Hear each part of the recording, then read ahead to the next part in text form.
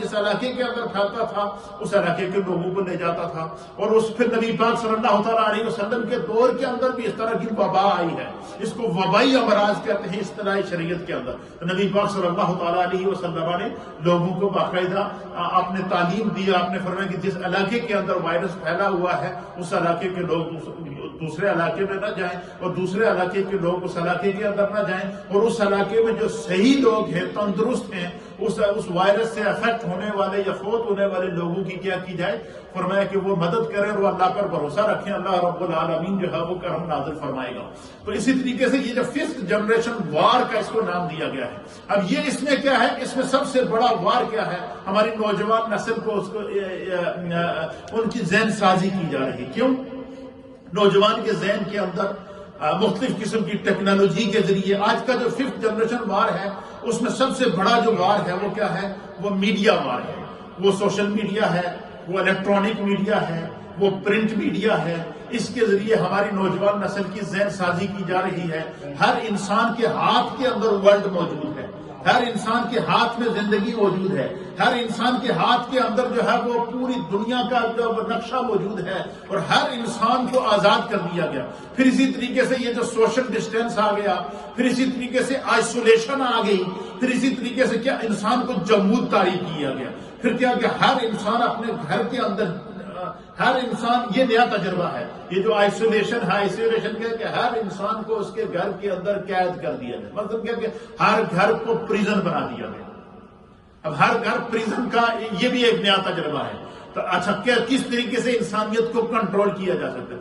لیکن اس میں گھبرانے کی ضرورت نہیں. جو چیز سمجھنے کی ہے وہ یہ ہے کہ ہمارا دین ہمیں اس کی کیا تعلیم دیتا ہے. ہمارا دین یہ تعلیم دے رہا ہے قرآن حکیم فرقان مجید کے اندر جو میں نے آیت آپ کے سامنے تلاوت کی ہے, یہ جو 5th جنریشن وار, جس کو 5th جنریشن وار کا نام دیا جائے کہ نئی نسل کو شکار کیا جائے, نئی نسل کو قابو کیا جائے, نئی نسل کی ذہن سازی کی جائے, نئی نسل کو جو ہے وہ بالکل جو ہے وہ اس کو ورلڈ کا غلام بنا دیا جائے. لیکن کیا یہ اس کے بارے میں اسلام بھی کوئی ہمیں تعلیم دیتا ہے؟ یہ سمجھنا ضروری ہے.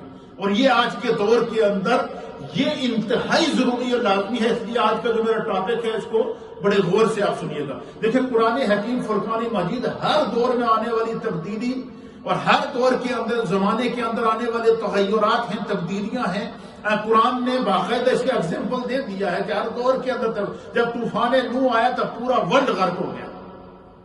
طوفان نوح میں پورا ورلڈ غرق ہو گیا اور ہر انسان کی ایک انسان کی نسل, جانور کی نسل, پرندے کی نسل, ایک چیز کو جب, اور وہ 80 لوگ جو حضرت نوح علیہ السلام پر ایمان لائے تھے ان کو کشتی میں بٹھایا گیا. باقی تمام نافرمانوں کو ایک ہی جھٹکے کے اندر جب پانی سونامی بہا کر لے گیا. لیکن اللہ تعالیٰ نے پھر کیا کیا؟ اللہ تعالیٰ نے ان 80 لوگوں سے پھر نسل انسانی کو چلایا, ان جانوروں سے پھر جانوروں کی نسلوں کو چلایا, ان پرندوں سے پھر پرندوں کی نسلوں کو چلایا, اور ایگزامپل بنا دیا کہ نافرمانی کرنے والے جو لوگ ہوتے ہیں ان پر آزمائش آ سکتی ہے. اللہ کی نافرمانی کرنے والے, اللہ کے رسولوں کی نافرمانی کرنے والوں پر آزمائش آئے گی.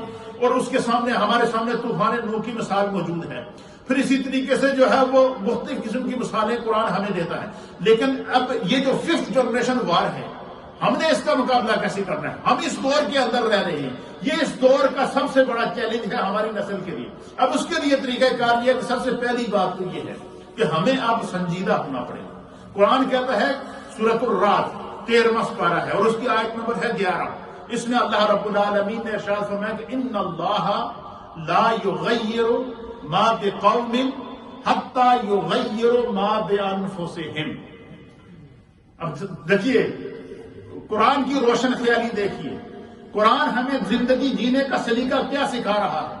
اب 1400 سال کے بعد آج کا سائنسدان, 1400 سال گزرنے کے بعد آج کا ترقی یافتہ انسان, 1400 سال گزرنے کے بعد آج ورلڈ کی جو دماغ جمع ہو کر یہ فیصلہ کر رہے ہیں کہ ہم 5th جنریشن وار کے اندر ہیں.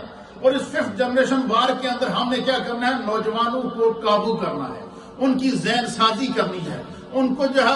اچھا اس ذہن سازی کا مطلب ہے کہ وہ یہ چاہتے ہیں کہ ہمارا جو نوجوان ہے وہ اس طرح ہو جائے جس طرح ریموٹ کنٹرول ہوتا ہے. بٹن دباؤ، جس طرح رخ کرو وہ پھر جائے۔ لیکن قرآن حکیم فرقان مجید نے ہمیں بڑی پیاری تعلیم دی ہے۔ دیکھیں، اس لیے ہم کہتے ہیں کہ اسلام سے وابستہ جو شخص رہے گا، جتنی بڑی زمانے میں تبدیلیاں آ جائیں، خدا بند قدوس اسلام کو سرخرو رکھے گا۔ کیوں؟ کہ قیامت تک دین اسلام میں رہنا ہے۔ قیامت تک اللہ نے فرمایا والعصر، زمانہ مصطفیٰ کی قسم۔ تو قیامت تک نبوت مصطفیٰ کی ہے تو قیامت تک زمانہ بھی مصطفیٰ کا ہے۔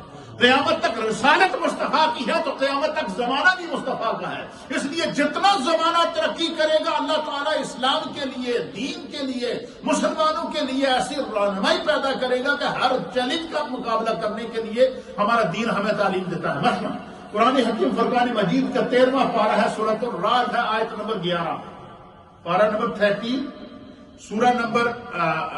سورہ نمبر بھی 13 ہے، اور سورہ کا نام ہے الرعد، اور ورس نمبر ہے 11۔ اس میں اللہ فرماتا ہے کہ ان اللہ لا یغیر ما